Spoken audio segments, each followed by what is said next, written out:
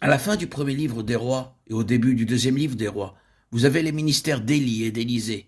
Et quand vous regardez ces ministères, vous trouvez que leur caractéristique distinctive à tous les deux était la vie. Je ne vais pas considérer tous les épisodes, mais juste en voir la finalité. La caractéristique distinctive étant la vie, cela indiquait ce qui posait un problème pour le peuple du Seigneur. C'est à cause de cela qu'ils ont été appelés à être prophètes, et ils l'ont été au-delà du peuple du Seigneur. Vous vous rappelez que leurs ministères ont dépassé le cadre d'Israël? C'est ce dont parlait le Seigneur Jésus à Nazareth. Je vous le dis en vérité, il y avait plusieurs veuves en Israël du temps d'Élie, lorsque le ciel fut fermé 3 ans et 6 mois, et qu'il y eut une grande famine sur toute la terre. Et cependant, Élie ne fut envoyé vers aucune d'elles, si ce n'est vers une femme veuve à Sarepta, dans le pays de Sidon. Il y avait aussi plusieurs lépreux en Israël du temps d'Élisée, le prophète. Et cependant, aucun d'eux ne fut purifié, si ce n'est Naaman, le Syrien. Luc 4, 25, 27. Ainsi, le témoignage devait toucher Israël et au-delà d'Israël. Gardez cela en pensée. Et ce fut le témoignage de la vie. Ce fut la question qui était en vue pour le peuple du Seigneur. Cela démontrait aussi que ces hommes étaient prophètes d'Israël.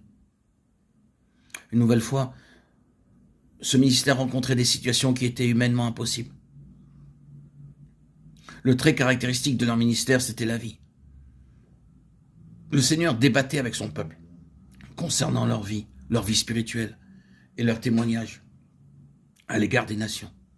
C'était une question de vie dans le ministère pour établir ce témoignage. Et il devenait nécessaire qu'ils soient continuellement confrontés à des situations humainement impossibles et qui ne pourraient être réglées que d'une manière divine. Maintenant, dans ces deux hommes, bien sûr, vous avez un type,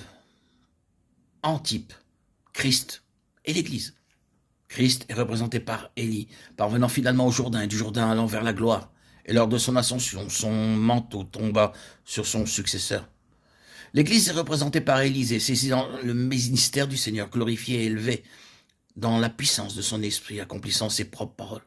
En vérité, je vous le dis, celui qui croit en moi fera aussi les œuvres que je fais. Et il en fera de plus grandes parce que je m'en vais au Père. Jean 14, 12. Que représente Élisée? Nous avons dit qu'il représente l'Église, mais nous devons être plus précis que cela.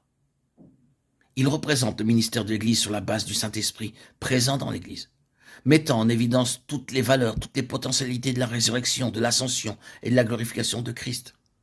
Vous voyez qu'ils sont allés tous deux au Jourdain. Ils ont tous les deux traversé le Jourdain, l'un avec l'autre, en employant le langage du Nouveau Testament, l'un dans l'autre. Sur l'autre rive du Jourdain a eu lieu la glorieuse ascension du Maître. Alors, le successeur ramassant le manteau, recevant l'Esprit, s'est mis en marche pour manifester la puissance et les puissantes vertus de la vie de résurrection. Où est le Seigneur, le Dieu d'Élie?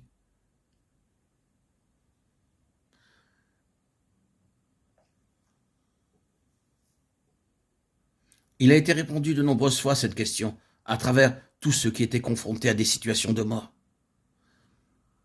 Si vous pouvez saisir cela, vous avez la clé pour tous ces incidents. Certaines personnes sont venues et ont appelé les fils des prophètes.